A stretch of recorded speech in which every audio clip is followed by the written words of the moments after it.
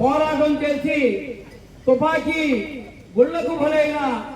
ఆ కార్మికుల రక్తం నుంచి తెచ్చినది ఈ ఎర్ర జెండా. దాని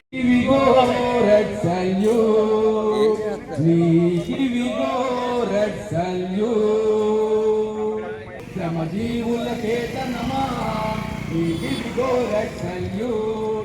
ఎర్ర జెండా ఎత్తరా ఎత్తరా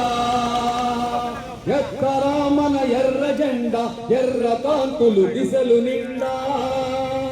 ఎత్తరా సంఘ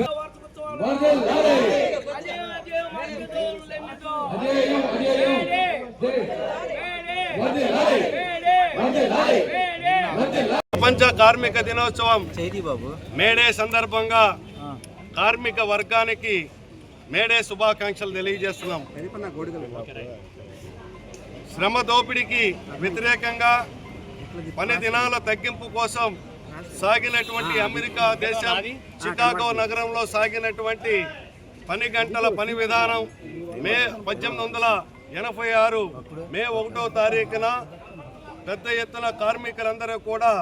శ్రమ దోపిడీకి వ్యతిరేకంగా 18 గంటలు 16 గంటలు పనిచేసేటటువంటి పని విధానానికి వ్యతిరేకంగా 8 గంటల పని విధానం కావాలని చెప్పి సాగినటువంటి పెద్ద ఉద్యమంలో ఆ రోజున పోలీసు కాల్పుల్లో 10ల సంఖ్యలో మనుషులు చనిపోవడం జరిగింది. ఫలితంగా 1886 నుంచి 1990 వరకు అనేక దేశాల్లో అనేక ఉద్యమాలు పని గంటల పైన ఉద్యమాలు సాగినాయి.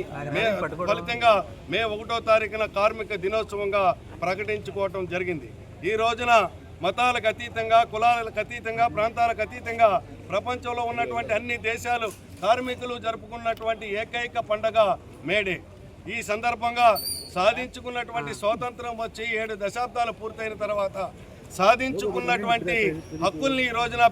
కేంద్రంలో ఉన్నటువంటి బీజేపీ ప్రభుత్వం కాలరాస్తా ఉన్నది. ఎక్కడికి వెళ్తున్నామంటే పురోగమన దశలో, తిరోగమన దశలో వెనక్కి వెళ్ళేటటువంటి పరిస్థితుల్లో ఇవాళ మళ్ళీ వెనక్కి వెళ్ళి పని గంటలని 8 గంటలు కాదు 12 గంటలు, 10 గంటలు, 12 గంటలు పెంచుకునేటటువంటి పరిస్థితి వెళ్ళేటటువంటి బీజేపీ ప్రభుత్వం అనుసరిస్తున్నటువంటి విధానం ఫలితంగా కార్పొరేట్ శక్తులకు అనుకూలంగా, కార్మికులకు వ్యతిరేకంగా కార్మిక సంఘాలు పెట్టుకోవాలంటే సంఘాలు పెట్టుకునేటటువంటి హక్కు లేకుండా 4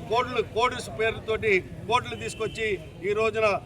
కార్మికుల పైన రుద్దేటటువంటి బీజేపీ విధానాన్ని నిరసించవలసినటువంటి అవసరం ఉందని చెప్పి ప్రజానికానికి అందరికి కూడా కార్మిక వర్గానికి ఐక్యంగా రాబోయేటటువంటి కాలంలో ఐక్య ఉద్యమాలు నిర్వహించడం ద్వారానే మన దేశ సంపదని ఈ 77 సంవత్సరాల కాలంలో సాధించుకున్నటువంటి ప్రభుత్వ రంగ సంస్థల్ని పరిరక్షించుకునేటటువంటి దానికోసం ఐక్య ఉద్యమాలు కార్మిక వర్గం అంతా కూడా ఏకమై పోరాటం చేసి తమ యొక్క హక్కుల్ని సాధించుకునేటటువంటి దశగా ఉండాలని చెప్పి ఈ మేడే సందర్భంగా అందరూ కూడా కార్మిక వర్గం, కమ్యూనిస్టులు, పేద వర్గాలు అందరూ కూడా సమైక్యమై ఈ యొక్క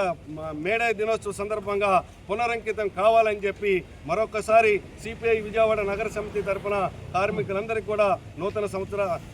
మేడే శుభాకాంక్షల్ని తెలియజేస్తాం.